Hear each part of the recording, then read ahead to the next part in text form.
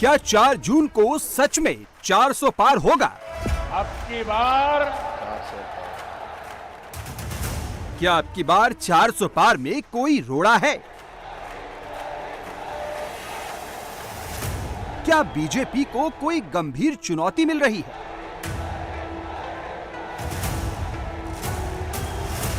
क्या यूपी में बीजेपी को 80 सीटें नहीं आ रही?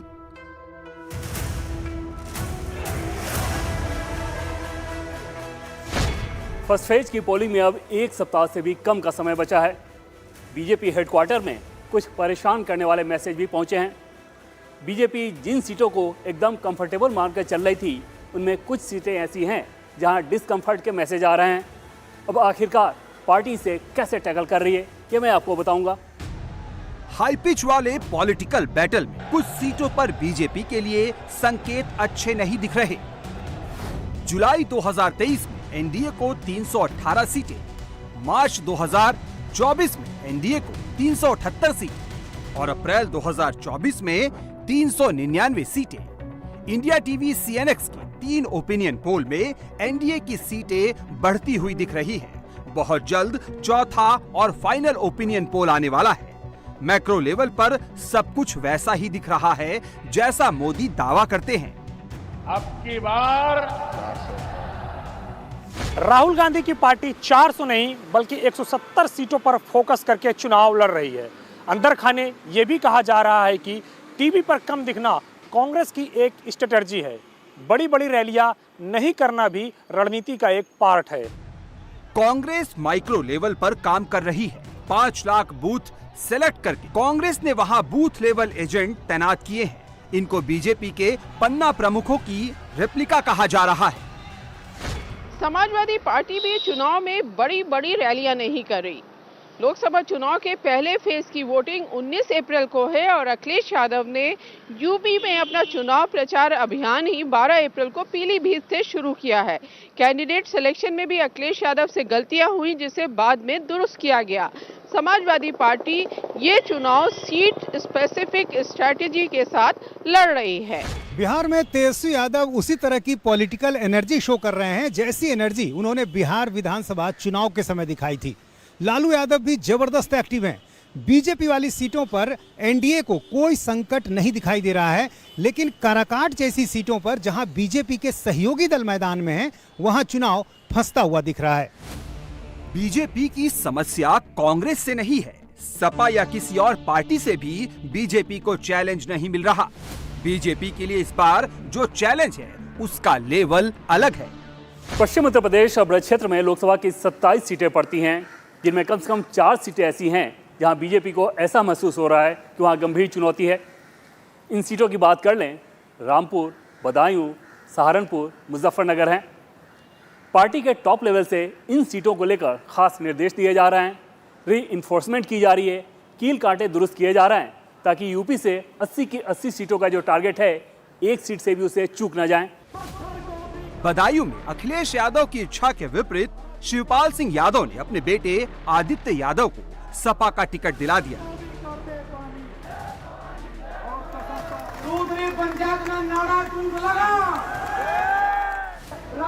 सहारनपुर और मुजफ्फरनगर में ठाकुर वोटर की नाराजगी बड़ा मुद्दा हो गई है और रामपुर में सारे प्रयास के बावजूद मुस्लिम वोट टूट नहीं रहा।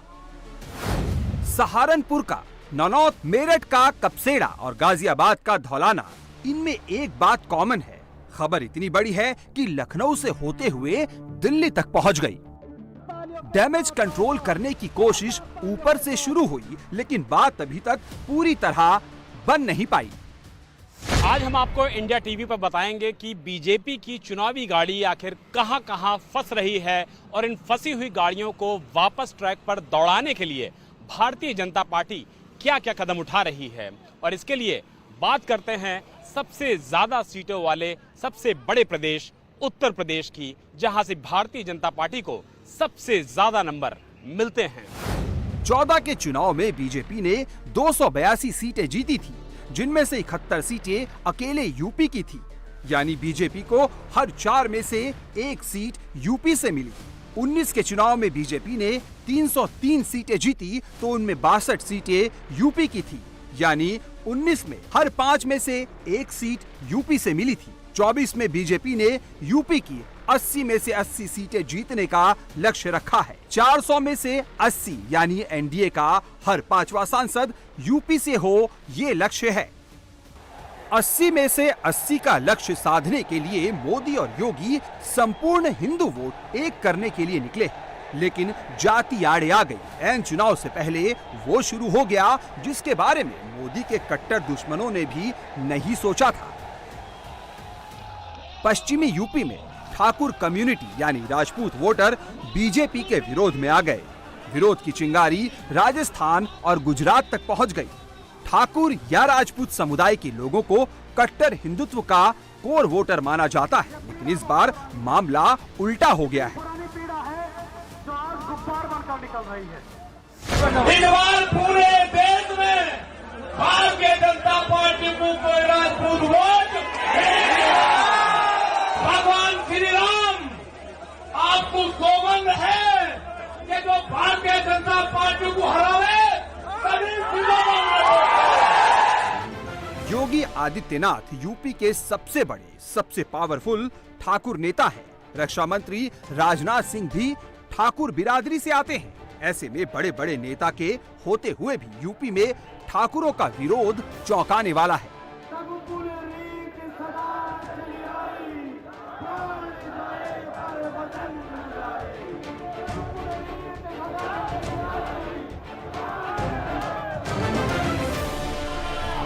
पश्चिमी यूपी की आबादी में करीब 10% का हिस्सा रखने वाले ठाकुरों के नाराज होने से सहारनपुर, मुजफ्फरनगर, कैराना और बिजनौर जैसी सीटों पर डायरेक्ट असर पड़ेगा। ठाकुर वोटर की नाराजगी का नुकसान सीधे सीधे बीजेपी को हो सकता है। एक एक सीट डिटेल में डिस्कस करने से पहले ये बता देते हैं कि ठाकुर नाराज क्यों है। ठाकुरों की नाराजगी की वजह 3 है। पहली वजह यह है कि वेस्टर्न यूपी में बीजेपी ने किसी ठाकुर नेता को टिकट नहीं दिया है। दूसरी वजह गुजरात के बीजेपी नेता पुरुषोत्तम रुपाला का बयान है। रुपाला ने राजपूतों के अंग्रेजों और मुगलों के साथ रोटी बेटी के रिश्ते होने की बात कही। तीसरी वजह सम्राट मिहिर भोज और पृथ्वीराज चौहान जैसे महापुरुषों की जाति को लेकर ठाकुर और गुर्जरों में चल रहा विवाद है। गाजियाबाद में बीजेपी ने केंद्रीय मंत्री वीके सिंह का टिकट काटा और वैश्य समाज के अतुल गर्ग को टिकट दे दिया। मेरठ मंडल की किसी भी सीट पर राजपूत कैंडिडेट को टिकट नहीं दिया गया। सहारनपुर मंडल में भी किसी राजपूत उम्मीदवार को टिकट नहीं दिया गया। मुरादाबाद मंडल में बीजेपी ने ठाकुर सर्वेश सिंह को टिकट दिया, लेकिन ठाकुरों का कहना है कि आबादी को देखते हुए उनका प्रतिनिधित्व नगण्य है। इस बीच गुजरात में केंद्रीय मंत्री पुरुषोत्तम रुपाला का बयान आ गया। रुपाला ने अपने बयान पर सफाई दी, माफी भी मांग ली, लेकिन ठाकुरों का गुस्सा कम नहीं हुआ। ये विवाद इसलिए बढ़ता जा रहा है कि हमारी माता बहनों पर उन्होंने जो टिप्पणी की है ना, और टिप्पणी अशोभनीय है, निंदनीय है। हमारा जो भारत का इतिहास है, वो इतिहास में क्षत्रिय समाज का बड़ा योगदान है। उन्होंने जो बातें बताई, ये स्लिप ऑफ टंग नहीं था। बीजेपी की दिक्कत अकेले ठाकुरों की नाराजगी से नहीं है। पश्चिमी यूपी में जाट वोट कंसोलिडेट होने लगा तो त्यागी भी रूठने लगे। यूपी के मुख्यमंत्री योगी आदित्यनाथ ने रूठे हुए राजपूतों को मनाने के लिए महाराणा प्रताप तक का वास्ता दे दिया। माफिया या अपराधी या वो जेल में है या जहन्नुम में है ना।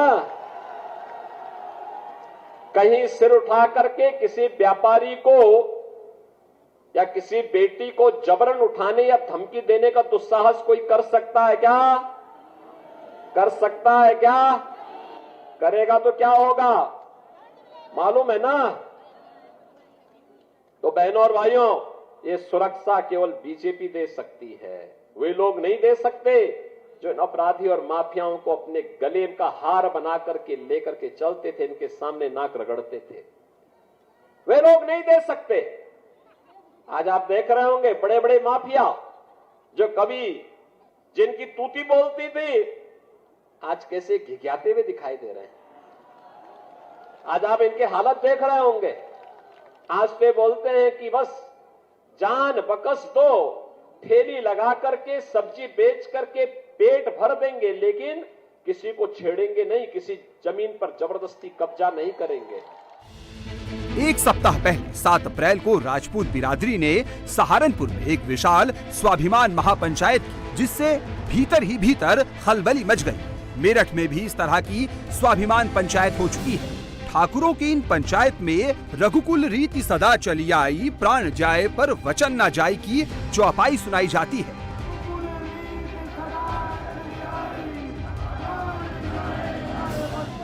राजपूतों की देखा देखी त्यागी और सैनी समाज ने भी पंचायतें शुरू कर दी है।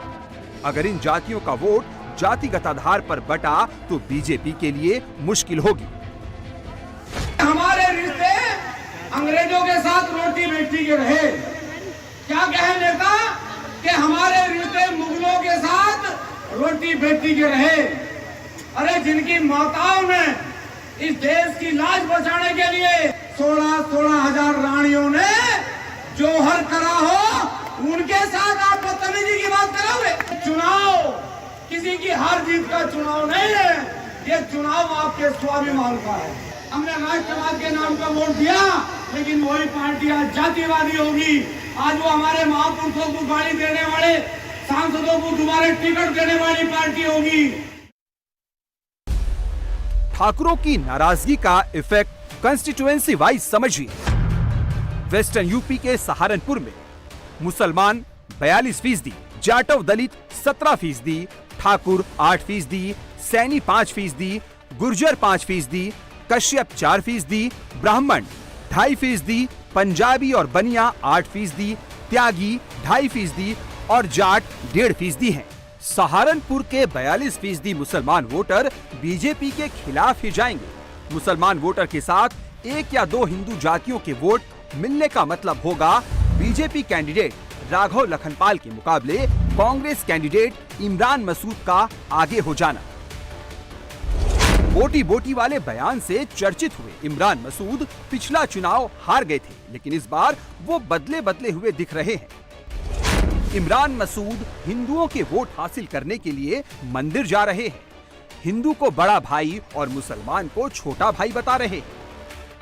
सहारनपुर में राजपूत समुदाय ने महापंचायत की तो इमरान मसूद ने स्थानीय राजपूत नेताओं से मुलाकात की और उनके वोट मांगे। बीजेपी कैंडिडेट राघव लखनपाल को 2014 में 39.6% और 2019 में 39.9% वोट मिले थे। दोनों चुनाव में लगभग बराबर वोट हासिल करने के बावजूद लखनपाल 2014 में जीते और 2019 में हार गए।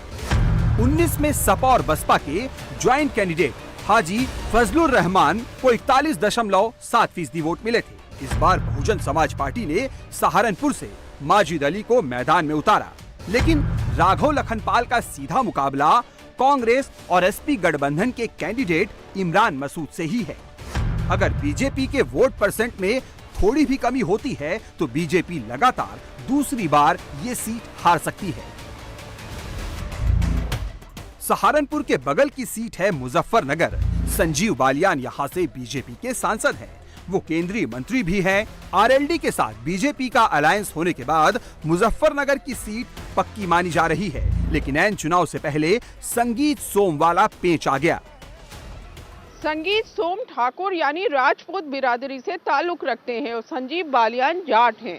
पिछले दिनों मुजफ्फरनगर में बीजेपी की रैली हुई, जिसमें मंच से बीजेपी के प्रदेश अध्यक्ष भूपेंद्र चौधरी और संजीव बालियान ने बार बार जाटलैंड शब्द का इस्तेमाल किया, जिससे ठाकुर नाराज हो गए हैं, क्योंकि यहाँ पर जितने ठाकुर हैं उतने ही जाट वोट हैं। सरधना के पूर्व विधायक संगीत सोम ने संजीव बालियान के खिलाफ मोर्चा उस दिन खोला जिस दिन योगी आदित्यनाथ राजपूत वोटों को मनाने सरधना पहुंचे थे। संगीत सोम का दावा है कि उन्होंने 2014 और 2019 में संजीव बालियान को मुजफ्फरनगर सीट से जिताकर भेजा और अगर संजीव बालियान उनके खिलाफ बोलते रहे तो उनको ये बयानबाजी महंगी पड़ सकती है। कि हमारे लोग अगर नाराज है तो उनसे बैठ के बात करेंगे, हम लोग उनके बीच में जाएंगे, उनकी क्या समस्या है उसे पूछेंगे, जो भी समस्या होगी उसे दूर करेंगे और मनाने का काम करेंगे। इस सीट पर क्या आपकी और संजीव बालियान जी की क्या प्रतिद्वंदिता है? कोई प्रतिद्वंदिता नहीं है, मेरी प्रतिद्वंदिता संजीव बालियान से कोई नहीं है। मैं विकास की बात करता हूँ, वे गुंडई पालने की बात करते हैं, लोगों के बीच 10 साल नहीं आए हैं, लेकिन हम भारतीय जनता पार्टी के कार्यकर्ता हैं, संजीव बालियान के कार्यकर्ता नहीं है। संजीव बालियान जी ने कुछ ऐसे शब्द आपके लिए इस्तेमाल किए जैसे कि आप विनाश की राजनीति करते हैं और शिखंडी जैसे शब्द इस्तेमाल किए, क्या कहना है इसमें? तो वो तो उनसे पूछिए उन्हें कि किसके बारे में वो कैसा शब्द कह रहे हैं। कम से कम उन्हें ये पता होना चाहिए कि संगीत सोम ने उन्हें 2-2 बार यहाँ से चुनाव जिताया है, और अगर वो इस तरीके की बात कर रहे हैं तो अपना नुकसान करे, मेरा कोई नुकसान नहीं कर। क्या आपकी उनके साथ कोई प्रतिद्वंदिता, द्वेष, दुश्मनी है? मेरा उनका कोई स्तर नहीं है प्रतिद्वंदिता का। मैं उनसे कोई, वो जिस तरीके की राजनीति करते हैं वो स्तरहीन राजनीति करते हैं। मुजफ्फरनगर से तीसरी बार जीत हासिल करने की कोशिश कर रहे संजीव बालियान फिलहाल कुछ भी बोलने से बच रहे हैं।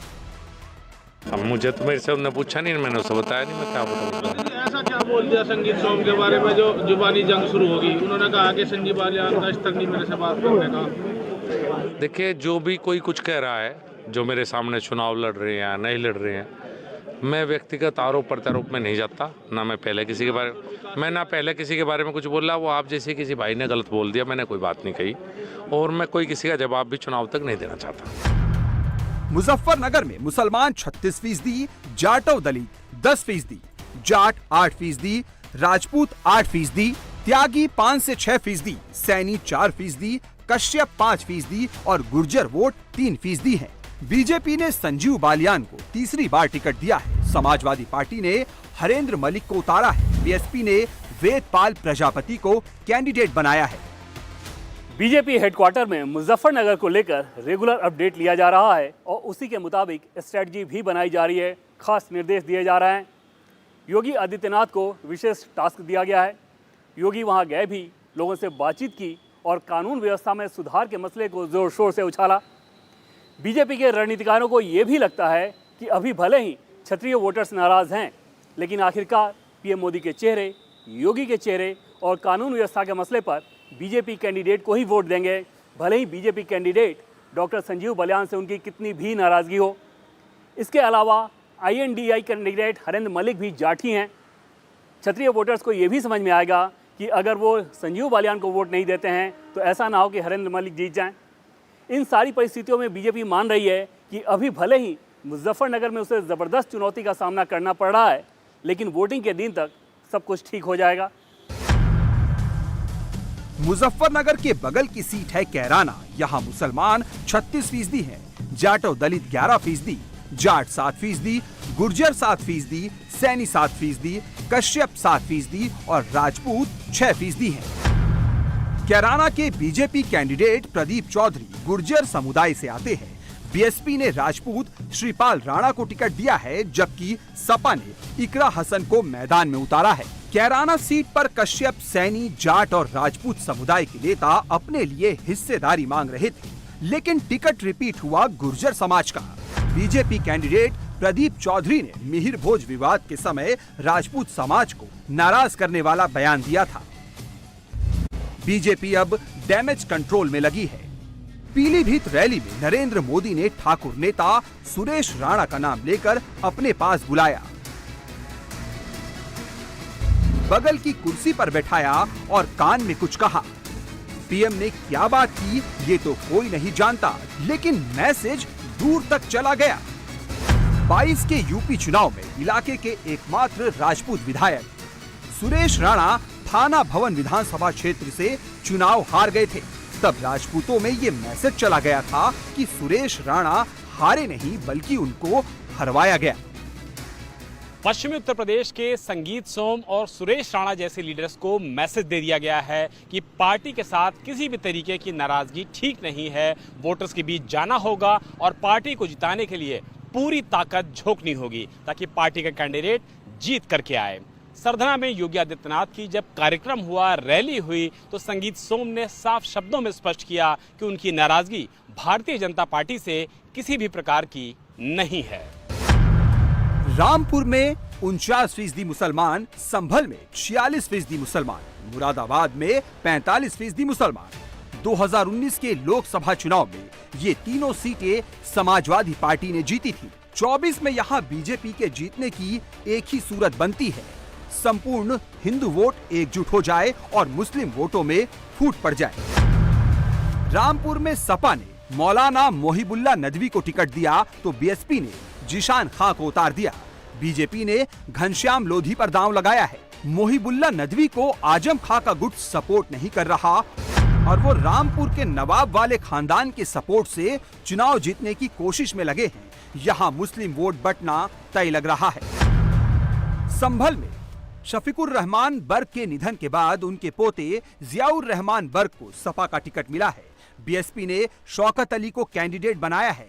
बीजेपी ने एक बार फिर परमेश्वर लाल सैनी पर भरोसा जताया है। मुरादाबाद में सपा ने टिकटों का गड़बड़ झाला किया। एसटी हसन का टिकट कटा, रुचि वीरा को टिकट मिला। बीएसपी ने यहाँ भी एक मुसलमान मोहम्मद इरफान सैफी को खड़ा किया है। रामपुर, संभल, मुरादाबाद बीएसपी की कोशिश है कि मुस्लिम वोट का एक बड़ा हिस्सा उसे मिले। समाजवादी पार्टी चाहती है कि मुस्लिम वोट एक भी ना छिटके। बीजेपी की पूरी कोशिश है कि हिंदू वोट इधर से उधर ना जाए। इसी मिशन के तहत मुख्यमंत्री योगी आदित्यनाथ मुरादाबाद पहुंचे और संपूर्ण हिंदू वोट पर फोकस किया।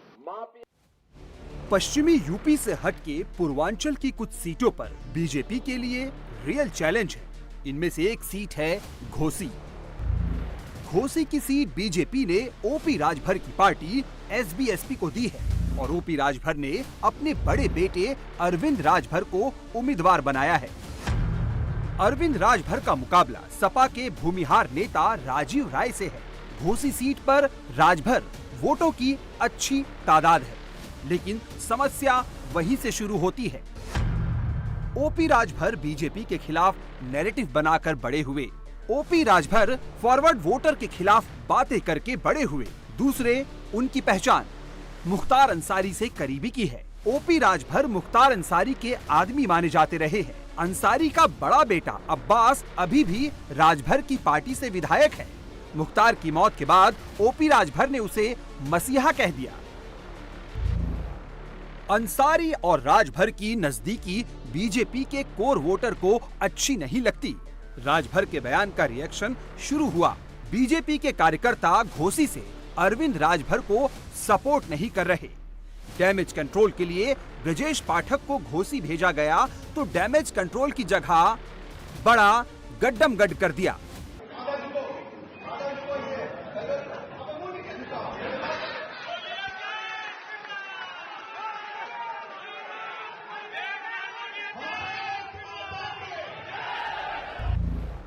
ब्रजेश पाठक ने अरविंद राजभर को घुटनों पर बिठवाया, सिर झुकाकर प्रणाम करवाया। ये वीडियो सोशल मीडिया पर वायरल हो गया तो मामला और खराब हो गया।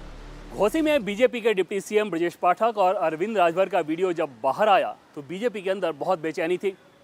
बीजेपी को यह डर सताने लगा कि ऐसा ना हो कि यह मुद्दा बहुत बड़ा बन जाए और पिछड़ों के अपमान के तौर पर तब्दील हो जाए। सोर्सेज का यह कहना है कि खुद ब्रजेश पाठक भी इस बात को लेकर खासे चिंतित थे, क्योंकि ये वीडियो इस रूप में पेश किया जा सकता था कि ब्राह्मण नेता ने एक पिछड़े का अपमान किया। अखिलेश यादव चाहते तो इस मुद्दे को बहुत बड़ा बना सकते थे। हर एक लोकसभा सीट में अपने लोगों को बोलते, धरना प्रदर्शन कराते, इसमें कोई संसाधन भी नहीं लगना था। एक नैरेटिव बनाना था कि कैसे बीजेपी के ब्राह्मण नेता ने अपने सहयोगी एक पिछड़े वर्ग के नेता का अपमान कर दिया, और वो स्थिति बीजेपी के लिए बहुत ख़राब हो सकती थी। लेकिन कायदे की बात बीजेपी के लिहाज से ये रही कि अखिलेश ऐसा नहीं कर पाए। लेकिन अभी भी घोसी में एक बड़ी चुनौती ये रहेगी कि क्या बीजेपी के कार्यकर्ता और समर्थक ओम प्रकाश राजभर और अरविंद राजभर के खिलाफ अपनी नाराजगी को छुपा पाते हैं और उसे दूर कर पाते हैं। अखिलेश घोसी में ढीले पड़ गए, मगर इससे घोसी सीट का संकट खत्म नहीं हुआ। बीजेपी ने घोसी से पूर्व सांसद बालकृष्ण चौहान को मैदान में उतार दिया है। बालकृष्ण चौहान नोनिया जाति से ताल्लुक रखते हैं। चौहान और राजभर दोनों ओबीसी समुदाय से आते हैं। बालकृष्ण चौहान यहां अरविंद राजभर की संभावनाओं को ही डेंट करेंगे। वेस्टर्न यूपी और पूर्वांचल में बीएसपी की मायावती की रणनीति अलग नजर आ रही है। पश्चिम उत्तर प्रदेश की मुस्लिम बहुल सीटों पे मायावती ने मुस्लिम कैंडिडेट उतारे हैं। जाहिर तौर पे सपा को इससे परेशानी है, लेकिन बीजेपी को फायदा हो सकता है। दूसरी तरफ पूर्वांचल में मायावती की रणनीति बिल्कुल अलग है। वहां पर अपने जातिगत समीकरण को साधने में वो ज़्यादा सतर्क नजर आ रही हैं। सूत्रों का कहना है कि मायावती की ये पूरी कोशिश है कि वो लोकसभा में अपने पिछले आंकड़े को एक बार फिर से रिटेन करें और उनकी रणनीति के चलते पूर्वांचल में बीजेपी के लिए गंभीर चुनौती का सामना करना पड़ सकता है। उदाहरण के लिए घोसी में मायावती ने बालकृष्ण चौहान को उम्मीदवार बनाया, जो नोनिया समुदाय से आते हैं। अब वो जो भी वोट काटेंगे अरविंद राजभर के लिए परेशानी की बात हो सकती है। दूसरी तरफ आजमगढ़ में मायावती ने भीम राजभर को कैंडिडेट बनाया, जो कि पिछड़ा वोट ही काटेंगे और वहां पर निरहुआ के चांस घटाएंगे, क्योंकि अभी तक आजमगढ़ में एमओआई समीकरण पूरी तरह से धर्मेंद्र यादव के पक्ष में इंटैक्ट नजर आ रहा है। पूर्वांचल बीजेपी का गढ़ है। 2014 में, 2017 में, 2019 में और 2022 में बैक टू बैक 4 चुनावों में मोदी इसे साबित कर चुके हैं। इस बार जब पूर्वांचल में वोट पड़ेंगे तो मोदी वाराणसी में ही रहेंगे। इसका असर पूर्वांचल की सभी 29 सीटों पर पड़ेगा, लेकिन एक सीट है जहां मोदी के विजय रथ की राह में रोड़े दिख रहे हैं। ये सीट है गाजीपुर, मुख्तार अंसारी का इलाका, जहां से सपा और कांग्रेस ने मुख्तार के बड़े भाई अफजाल अंसारी को चुनावी अखाड़े में उतारा है। माफिया के विरुद्ध मोदी ने शिक्षा क्षेत्र से जुड़े पारसनाथ राय को खड़ा किया है। 22% यादव, 22% दलित, 16% अन्य ओबीसी और 10% मुसलमान। गाजीपुर का जातीय समीकरण ऐसा है कि अकेले यादव और मुसलमान वोट मिलने से अफजाल अंसारी नहीं जीत सकते। अफजाल के लिए दूसरी जातियां भी काम कर रही हैं। विरोधी वोट को एकजुट करने के लिए बीजेपी ने भूमिहार नेता पारसनाथ राय पर भरोसा किया है। अब नजर बीएसपी पर है। 2019 के लोकसभा चुनाव में गाजीपुर में एक दिलचस्प तस्वीर देखने को मिली। 2014 में यहां से उम्मीदवार थे मनोज सिन्हा, उन्हें जीत हासिल हुई। 2019 में पार्टी ने एक बार फिर से उन्हें कैंडिडेट बनाया, लेकिन इस बार उन्हें अफजाल अंसारी के सामने हार का सामना करना पड़ा। इसके पीछे अगर आंकड़ों को देखें तो एक दिलचस्प तस्वीर नजर आती है। 2014 में मनोज सिन्हा को जितना वोट हासिल हुआ था, उससे 1,36,000 ज़्यादा वोट 2019 में उन्हें मिला। बावजूद इसके वो चुनाव हारे। वोटों में इतना बड़ा इजाफा वाराणसी में पीएम मोदी के पक्ष में भी नहीं हुआ था। बावजूद इसके मनोज सिन्हा के हार के पीछे आखिर वजह क्या थी? वो था वहाँ का समीकरण। सपा बसपा गठबंधन के तहत अफजाल अंसारी वहाँ कैंडिडेट थे। वहाँ के जातिगत समीकरण को अगर देखें तो मुस्लिम, यादव और दलित, इन तीनों को अगर मिला दें तो ये आंकड़ा हो जाता है 56% का। अखिलेश यादव के समर्थकों को ऐसा लग रहा था कि संभव है कि उन्हें प्रधानमंत्री बनने का मौका मिल जाए, इसलिए वो गठबंधन के पक्ष में बहुत आक्रामक थे। मायावती के उम्मीदवारों को ऐसा ही लग रहा था, इसलिए वो भी उसी रूप में आक्रामक थे। अफजाल का अपना मुस्लिम वोट तो था ही। ऐसे में अपने काम के दम पर 1,36,000 ज़्यादा वोट लाने के बावजूद उस चुनाव को मनोज सिन्हा हार गए थे। पार्टी ने इस बार रणनीति बदली है। इस बार पार्टी ने आरएसएस के फंक्शनरी और शिक्षा क्षेत्र में नाम कमाने वाले पारसनाथ को वहाँ पर उम्मीदवार बनाया है। अब अगर मायावती का कैंडिडेट ऐसा होता है कि गाजीपुर में ट्रायंगुलर फाइट हो जाए तो वहाँ पर बीजेपी इस सीट को आसानी से निकाल सकती है। यूपी से सटे बिहार की काराकाट सीट है, जहां से एनडीए पार्टनर आरएलएम के उपेंद्र कुशवाहा नरेंद्र मोदी का झंडा उठाकर चल रहे हैं। काराकाट सीट पर कुशवाहा की जीत मुश्किल दिख रही है। उपेंद्र कुशवाहा का मुकाबला सीपीआई-एमएल के राजा राम सिंह कुशवाहा से है। भोजपुरी सिनेमा के सिंगिंग स्टार पवन सिंह ने काराकाट के मुकाबले को रोचक बना दिया है। पवन सिंह को बीजेपी ने पश्चिम बंगाल के आसनसोल से टिकट दिया था, लेकिन उन्होंने निजी कारण बताकर आसनसोल से चुनाव लड़ने से इनकार कर दिया। फिर काराकाट से निर्दलीय चुनाव लड़ने का ऐलान कर दिया। भोजपुरी क्षेत्र में पवन सिंह की अपनी फैन फॉलोइंग है, राजपूत बिरादरी के लोगों का सपोर्ट भी है। ऐसे में पवन सिंह का काराकाट से चुनाव लड़ने का मतलब है राजपूत वोटरों का उपेंद्र कुशवाहा की तरफ से मुंह फेर लेना। वहां पहले से कुशवाहा वर्सेस कुशवाहा की टक्कर है। ऐसे में यदि राजपूत वोटर, जो बीजेपी का कोर वोटर माना जाता है, वो छिटक गया तो उपेंद्र कुशवाहा का चुनाव जीतना मुश्किल हो जाएगा। 19 में एनडीए ने बिहार की 40 में से 39 सीटें जीती थी। किशनगंज की एक सीट पर कांग्रेस को जीत मिली थी। आरजेडी का बिहार में खाता भी नहीं खुला था। इस वक्त विधायकों की संख्या के हिसाब से लालू तेजस्वी की पार्टी बिहार की सबसे बड़ी पार्टी है और नीतीश कुमार के पलटी मार लेने के बाद भी तेजस्वी का जोश हाई है। तेजस्वी नौकरी वाले मुद्दे को छोड़ नहीं रहे, नीतीश कुमार उस पर अपना दावा कर रहे हैं। बिहार में बीजेपी किसी गफलत में नहीं फंस रही, वो बस मोदी का चेहरा आगे करके वोट मांग रही है। India TV CNX opinion poll के हिसाब से बिहार में एनडीए को 54% वोट मिल सकते हैं, इंडिया अलायंस की पार्टियों को 33% वोट मिल सकते हैं, एनडीए को 38 और इंडिया अलायंस को 2 सीटें मिल सकती हैं। यूपी और बिहार 80+40 हिंदी पट्टी के 2 सबसे बड़े राज्यों में लोकसभा की 120 सीटें हैं। 2014 में एनडीए ने जब 326 सीटें जीती थी, तब यूपी बिहार से एनडीए को 104 सीटें मिली थी, यूपी में 73 और बिहार में 31। 2019 में एनडीए ने जब 353 सीटें जीती थी, तब यूपी बिहार से एनडीए को 103 सीटें मिली थी, यूपी में 64 और बिहार में 39 सीटें।